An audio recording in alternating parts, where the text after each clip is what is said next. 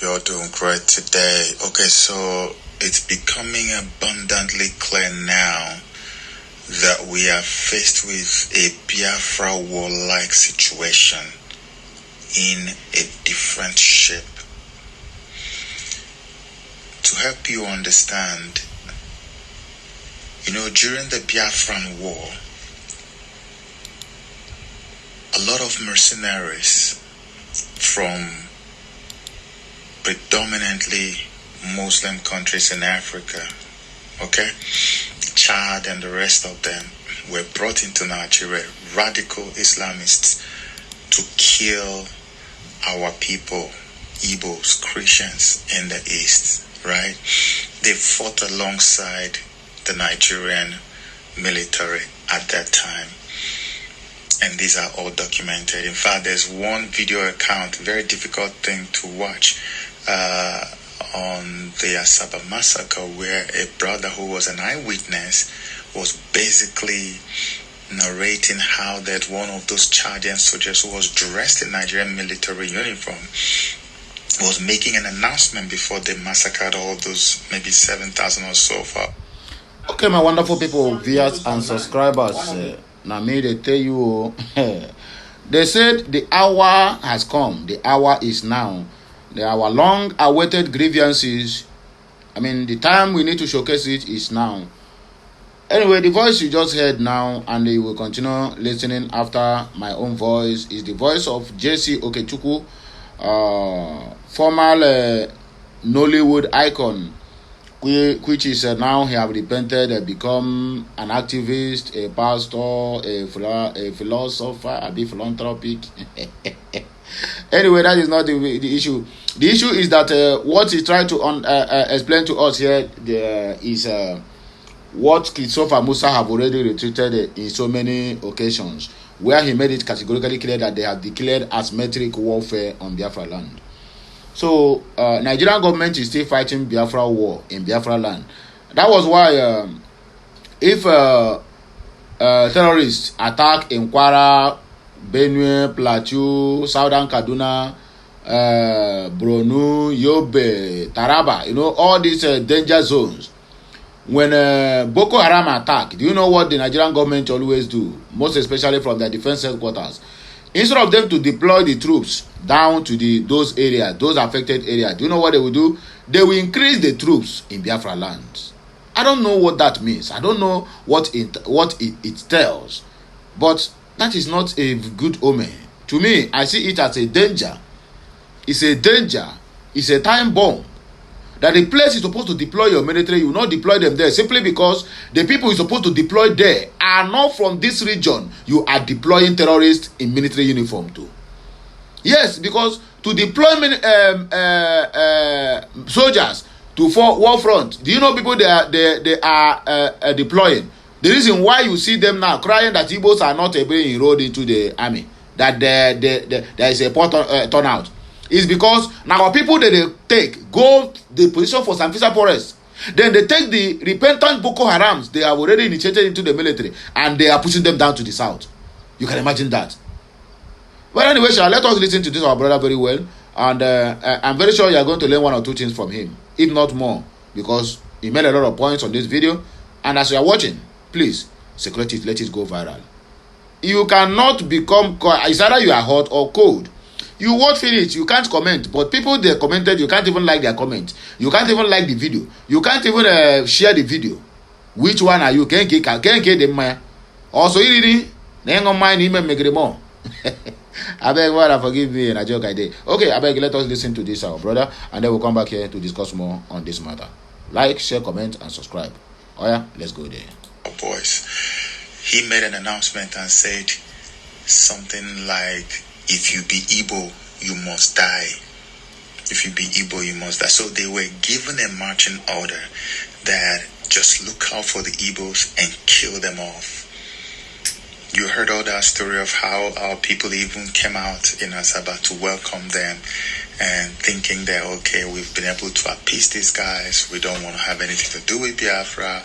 We are all for the Nigerian nation. And even after that, they massacred all of them. The guy is still alive today. He made it clear. He was an eyewitness. He saw dead bodies all around him. He only escaped by the grace of... Okay, let me make it categorically clear before I forget. The hour has come. The hour we all are waiting for. I'm just trying to expatiate on this very particular headline. The hour has come. The hour to defend our territory. The hour to let the Nigerian government that we are not pushovers. The hour to tell them that what happened in 1966 to 1970 is still fresh in our memories and can still be revisited if the case, if the need be. Because these people have declared war. Do you know the number of our people that are being killed on a daily basis? Most especially our innocent youths. And our politicians are not doing anything about it. The hour has come. Biafrans, yawa ugo ebere go na mgbagbu. Kai were gini this here we to where you ewoje before changing anyị. Ota ko hanum no. Let us continue.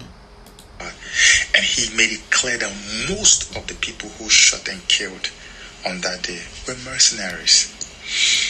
How do you explain that several decades later, we have a situation where so-called repentant terrorists are being churned out from the killing fields into our already depressed and bleeding streets?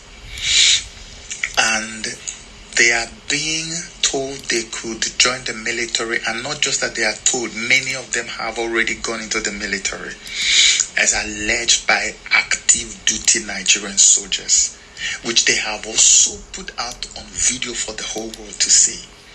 That you have terrorists who are still terrorists. There is no element of repentance in them. They are in the military. They are joining the police force. They are joining everywhere. Anything, any aspect of life in Nigeria is open to them.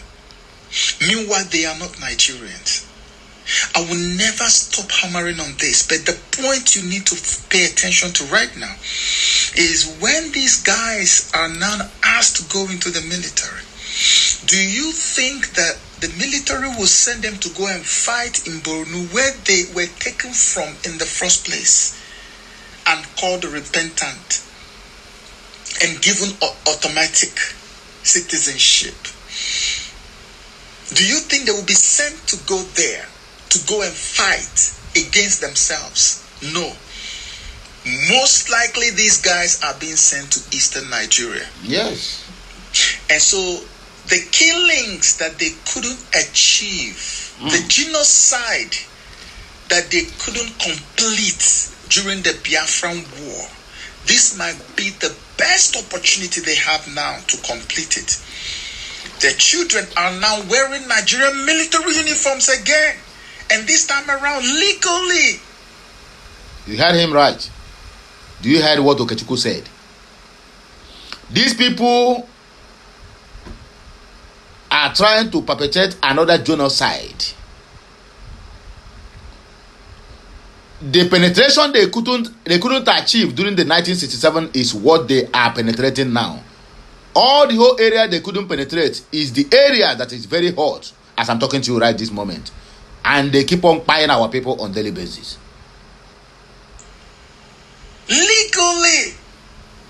And when they enter there, our people are looking at people in our military uniform and they're wondering, who are these? They may actually be staring their own enemies in the face.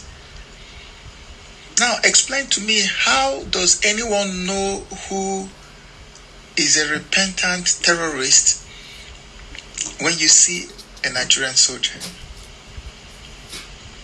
And so the systematic killing of my people may just get on the way,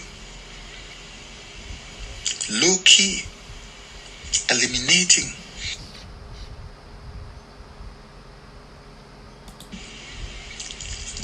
Doesn't that also kind of explain why in the last few weeks and months we have seen so many framings, So many made-up stories just to tie the eastern part of Nigeria to terrorism. We've seen it from the military, it was debunked. Another one came again, it was debunked. And now we have the police involved. Who are these people eagerly working so hard to tie eastern Nigeria to terrorism?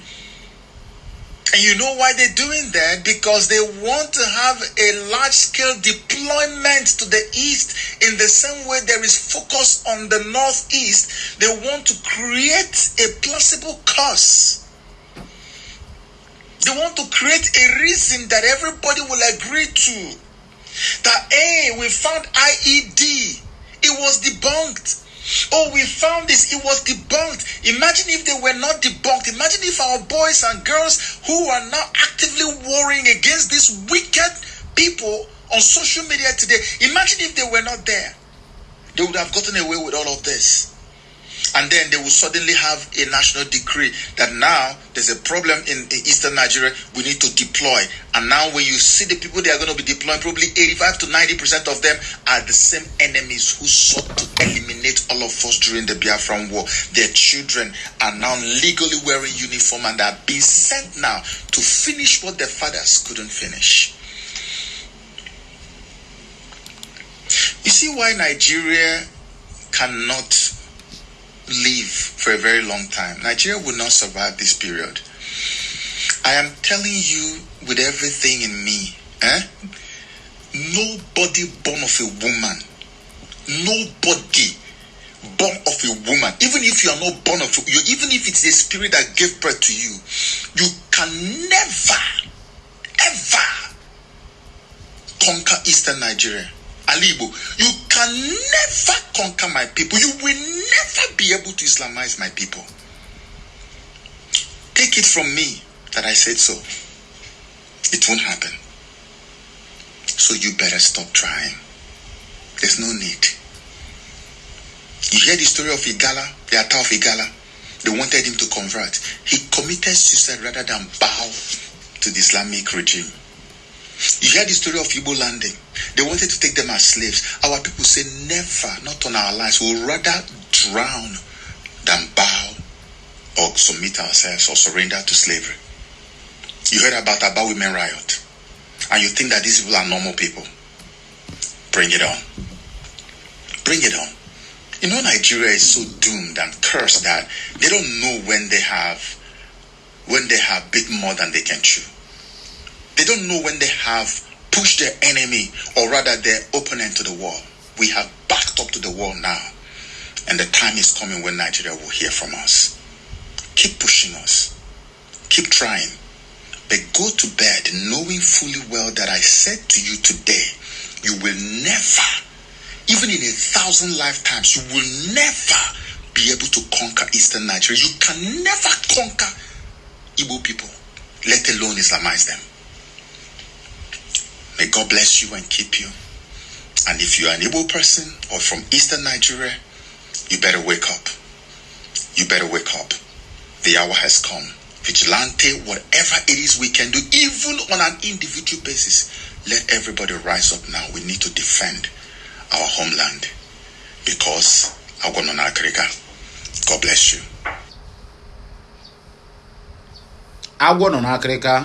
That is the last word of JC Okechukwu. Yes, Agwo Nonakreka. They are killing us in numbers. They are deploying our men, our innocent youths, to Sambisa, all the whole dangerous area, Zamfara. Now our guys, they're there. They are reducing their population at the war front. And the repentant Boko Harams are busy reducing our own population through Pai and the illegal mountain of roadblocks in the whole of Southeast. Our land is militarized as if we are fighting war. Yes, to us, there is no war, but to them, they are fighting war with the Biafrans. The Biafra war have never ended. To the Igbos, yes, we thought it have ended, but to them, the enemies, the oppressors, it has never ended. But just like Okechukwu said, we will answer if they push us more. This is not the right time. But let them continue. A stitch in time will not only save 9, but it's going to save up to 25. A word is enough for the wise. If you know how to pound, pound on the mortar. If you don't know how to pound, my brother, look at your 2 legs. You can pound on them.